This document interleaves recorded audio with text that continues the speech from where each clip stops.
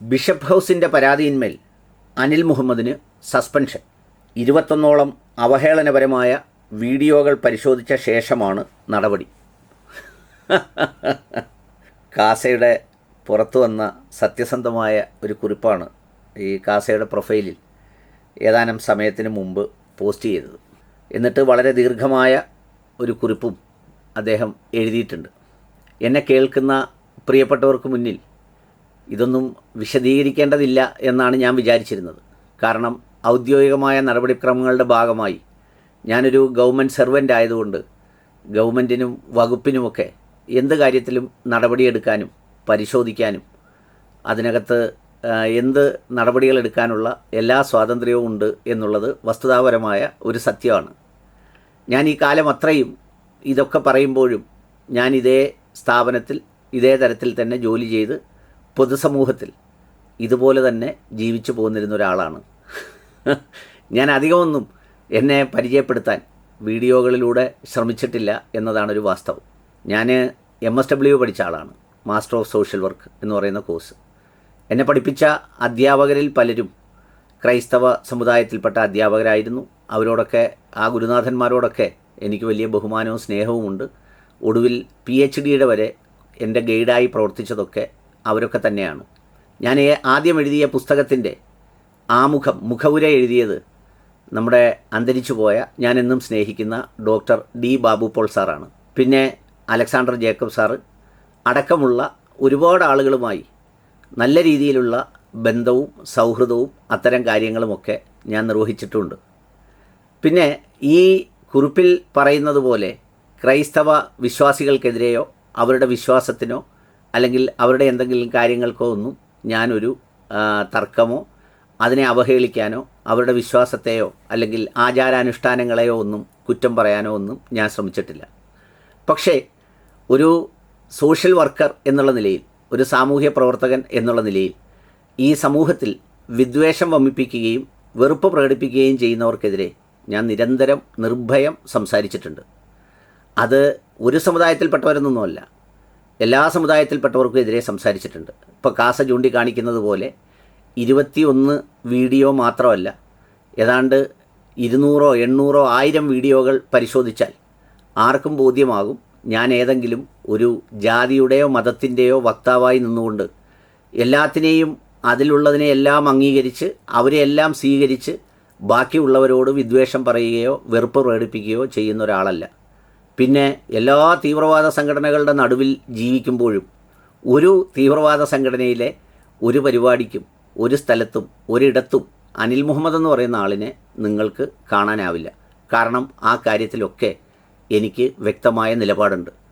ആ നിലപാടുകൾ പറയുന്നത് ഈ പ്രവൃത്തി ചെയ്യുന്നവരുടെ ജാതിയോ മതമോ അല്ലെങ്കിൽ അവർ ജീവിക്കുന്ന വിശ്വാസ പരിസരമോ ഒന്നും നോക്കിയിട്ടല്ല, ശരിയെന്ന് തോന്നുന്ന ബോധ്യങ്ങളാണ് ഉറക്കെ വിളിച്ചു പറയുന്നത്. പിന്നെ അതിൽ ക്രൈസ്തവ ഹിന്ദുമത എന്നൊക്കെ പറയുന്ന സംഗതികളൊന്നും കൂട്ടിച്ചേർക്കേണ്ട കാര്യമില്ല. ഈ കഴിഞ്ഞ ക്രിസ്തുമസിന് തന്നെ ഏതാണ്ട് 4ഓളം ക്രൈസ്തവ ദേവാലയങ്ങളിൽ ക്രിസ്തുമസ് സന്ദേശങ്ങൾ നൽകാനും അതുപോലെ തന്നെ അവർ ക്ഷണിച്ച പരിപാടികളിൽ പങ്കെടുക്കാനും പോയി അവിടെ സംസാരിച്ച് പ്രത്യേകിച്ച് പ്രതിഫലമൊന്നും വാങ്ങിക്കാതെ തന്നെ അവരുമായി ഏറ്റവും സ്നേഹത്തിലും ഇഷ്ടത്തിലുമാണ് ഞാൻ ജീവിക്കുന്നത്. അതുകൂടാതെ ക്ഷേത്രങ്ങളിലും രാമായണ പ്രഭാഷണവും അതുപോലെ മഹാഭാരത പ്രഭാഷണവും ഒക്കെയായി ഞാൻ ബന്ധപ്പെട്ട് പ്രവർത്തിക്കാറുണ്ട്. പക്ഷേ വിദ്വേഷത്തിനും വെറുപ്പിനും അസത്യത്തിനും നേരെ കണ്ണടയ്ക്കുക, നിശബ്ദമാവുക എന്ന് പറയുന്നത് ശരിയായ ഒരു കാര്യമല്ല എന്നൊരു ബോധ്യമാണ് എനിക്കുള്ളത്. ഈ സമൂഹത്തിൽ ഹിന്ദുവും ക്രിസ്ത്യാനിയും മുസ്ലിമും ഒക്കെ അവരവരുടെ വിശ്വാസങ്ങൾ സൂക്ഷിച്ച് അവരവരുടെ രാഷ്ട്രീയ ബോധ്യങ്ങളുടെയും മറ്റ് ചിന്തകളുടെയും അടിസ്ഥാനത്തിൽ സഹവർത്തിത്വത്തോടെയും സന്തോഷത്തോടെയും കഴിയണം എന്നുള്ളതാണ് എൻ്റെ നിലപാട്. അത്തരം നിലപാടുകളെ അനുകൂലിക്കുന്ന, അത്തരം നിലപാടുകളെ അംഗീകരിക്കുന്ന എല്ലാ സന്ദർഭങ്ങളെയും എല്ലാ അവസരങ്ങളെയും അതേ അർത്ഥത്തിൽ ഞാൻ പ്രോത്സാഹിപ്പിക്കുകയും പിന്തുണയ്ക്കുകയും ഒക്കെ ചെയ്യാറുണ്ട്. നമ്മുടെ പാമ്പ്ലാനി അച്ഛൻ്റെ വിഷയത്തിലും അതുപോലെ തന്നെ എറണാകുളം ബിഷപ്പ് നമ്മുടെ മുസ്ലിം ലീഗിൻ്റെ നേതാക്കളുമായി നടത്തിയ കൂടിക്കാഴ്ചയെയും പിന്നെ ഇവരിതിൽ തെറ്റിദ്ധാരണാജനകമായി പരാമർശിക്കുന്ന ആലപ്പുഴയിലെ ഹോട്ടലിനെ സംബന്ധിച്ചും ഒക്കെ ഞാൻ നല്ല അഭിപ്രായങ്ങളും പ്രോത്സാഹനങ്ങളുമാണ് സംസാരിച്ചിട്ടുള്ളത്. ഈ വിദ്വേഷത്തെ തള്ളി വെറുപ്പിനെ തള്ളി, വർഗീയതയെ തള്ളി, അതുപോലെ ഇത്തരം കാര്യങ്ങളെ തള്ളി ശരിയും സത്യവുമായ നിലപാടുകൾ സാമൂഹ്യ നന്മയ്ക്ക് വേണ്ടി ഉറക്കെ വിളിച്ചു പറയുന്നവരെ പ്രോത്സാഹിപ്പിക്കാറുണ്ട്, പിന്തുണയ്ക്കാറുണ്ട്. പിന്നെ അത്തരം കാര്യങ്ങൾക്ക് വേണ്ടി മറുപടി പറയുമ്പോൾ ഞാൻ ഒട്ടുമിക്ക വീഡിയോകളും ഏതെങ്കിലും വിദ്വേഷത്തിന് മാത്രമാണ് മറുപടി പറഞ്ഞിട്ടുള്ളത്. അല്ലാതെ ഒരു വിഷയത്തെ തേടിപ്പിടിച്ച് എവിടെയെങ്കിലും നിശബ്ദമായി കിടക്കുന്നതിനെ കുത്തിപ്പൊക്കി ഇല്ലാത്ത കഥകൾ പറഞ്ഞ് ഇല്ലാത്ത അപരാധങ്ങൾ ചേർത്ത് വെച്ച് അത്തരത്തിലുള്ള വീഡിയോകൾ ഞാൻ ചെയ്യാറില്ല.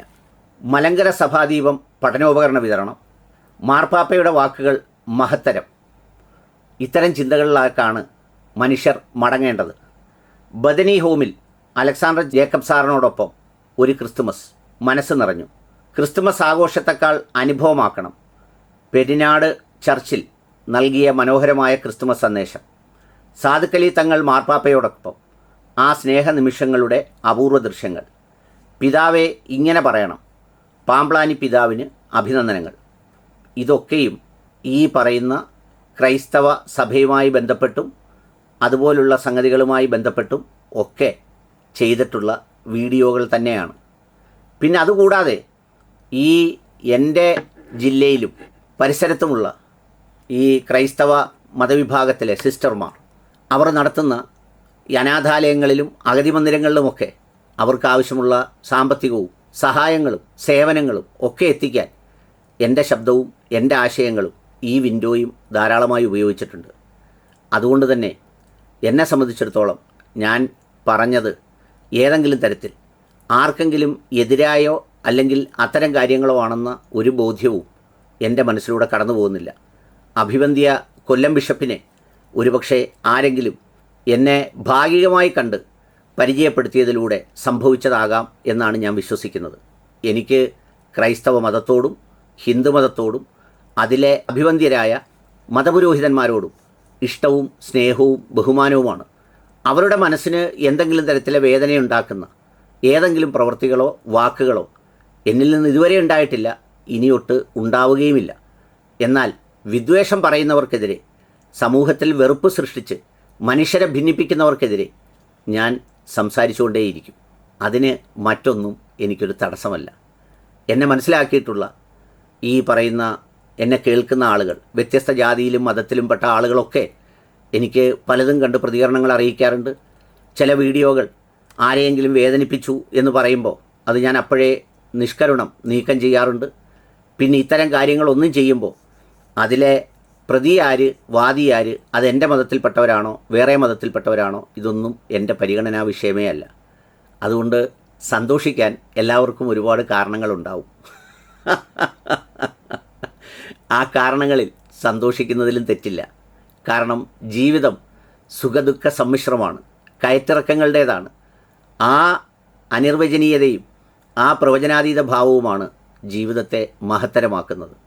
ഈ ഭൂമിയിൽ കിട്ടിയിരിക്കുന്ന കുറച്ച് സമയം അത് വെറുപ്പും വിദ്വേഷവും വേട്ടയാടലും തമ്മിലടിയും നടത്തി നശിപ്പിക്കേണ്ടതല്ല. സ്നേഹത്തോടെ ജീവിച്ച് സന്തോഷത്തോടെ അഭിമാനത്തോടെ മടങ്ങിപ്പോകേണ്ടതാണ് എന്ന് വിശ്വസിക്കുന്ന ഒരാളാണ് ഞാൻ. പിന്നെ സസ്പെൻഷനെ സംബന്ധിച്ചിടത്തോളം ഈ സമൂഹത്തിൽ ഒരുപാട് ആളുകളെ DGP മുതൽ IG, ഗവൺമെൻറ് ഓഫീസർമാർ, IAS ഉദ്യോഗസ്ഥർ അടക്കമുള്ളവരെ പല കാരണങ്ങൾക്ക്, ചട്ടലംഘനങ്ങൾക്ക്, ചില കാര്യങ്ങൾ ചെയ്തതിൻ്റെ ശരിയല്ലായ്മയ്ക്ക് ഈ ഗവൺമെൻറ് സസ്പെൻഡ് ചെയ്യാറുണ്ട്. അത് ഗവൺമെൻറ്റിൻ്റെ അവകാശമാണ്. അവർക്കത് പരിശോധിക്കാനുള്ള അവസരമുണ്ട്. അത് ചെയ്യുന്നതിൽ യാതൊരു തെറ്റുമില്ല. അതിനകത്ത് മറ്റൊരു കാരണവും മറ്റൊരു കാര്യവുമില്ല. ഈ സസ്പെൻഷനിൽ ഇത്തരത്തിലുള്ള ഏതെങ്കിലും രാഷ്ട്രീയ മറ്റേതെങ്കിലും പരിഗണനകളോ അത്തരം കാര്യങ്ങളോ ഒന്നും ഉണ്ടായതായി ഞാൻ വിശ്വസിക്കുന്നുമില്ല. ഒരു സമൂഹത്തെ വേദനിപ്പിച്ചുവെന്ന് ഉത്തരവാദിത്തപ്പെട്ട ഒരാൾ പരാതി നൽകുമ്പോൾ അതിനെ ഗൗരവപൂർവ്വം തന്നെയാണ് സർക്കാർ പരിഗണിക്കേണ്ടത്. ആ പരിഗണിച്ചു എന്നുള്ളതും അതിൽ ഒരു തെറ്റുമില്ല. ഞാൻ പല വീഡിയോകളിലും പറഞ്ഞിട്ടുള്ളതുപോലെ തന്നെ ഇനിയും ഒടുവിലും ആവർത്തിക്കുന്നു, എൻ്റെ വാക്കുകളോ ആശയങ്ങളോ അല്ലെങ്കിൽ ഞാൻ പറയുന്ന സന്ദേശങ്ങളോ ഒരിക്കലും ഒരു മതങ്ങൾക്കിടയിലും മനുഷ്യർക്കിടയിലും സ്പർദ്ധയുണ്ടാക്കുന്നതിനോ അല്ലെങ്കിൽ അത്തരം വാഗ്വാദങ്ങൾക്കോ വേണ്ടിയല്ല എന്നുള്ള ബോധ്യം എന്നെ കേൾക്കുന്നവർക്കുണ്ടാവണം. മറിച്ച് വിദ്വേഷവും വെറുപ്പുമൊക്കെ മാറ്റി എല്ലാ അഭിപ്രായ വ്യത്യാസങ്ങളും ഉള്ളതിനോട് കൂടി തന്നെ സ്നേഹത്തിലും സഹവർത്തിത്വത്തിലും പരസ്പരം ഇന്നലകളുടെ മനോഹരമായ ഒരു ജീവിതത്തിൻ്റെ ആ തനിയാവർത്തനം പോലെ നമുക്കൊക്കെ മടങ്ങിപ്പോകും വരെ ജീവിക്കണം. അടുത്ത തലമുറയ്ക്ക് വലിയ പരിക്കില്ലാതെ നമുക്കിത് കൈമാറുകയും വേണം എന്നത് തന്നെയാണ് എൻ്റെ ഉറച്ച നിലപാട്.